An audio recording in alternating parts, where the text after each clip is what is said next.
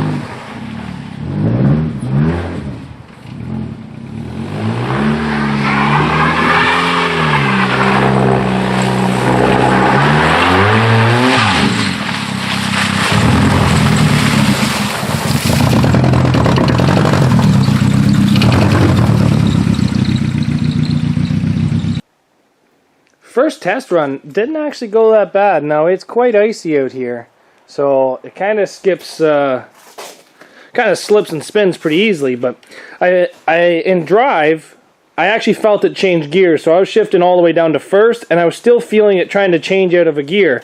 So that means that the transmission is still shifting gears even with that disconnected. Now reverse felt super peppy. I have no water in this system, so I was kind of nervous about getting a little hot. And it did, because as soon as it got a little hot, it started running like a bag of garbage.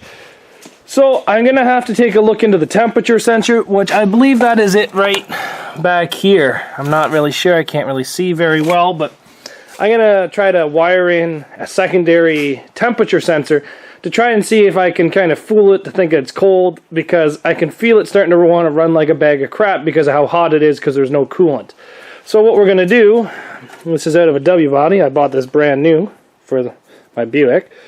So it's never actually been installed, but it's got these two little wires that come out of it. And the temperature sensor on this one's got two little wires.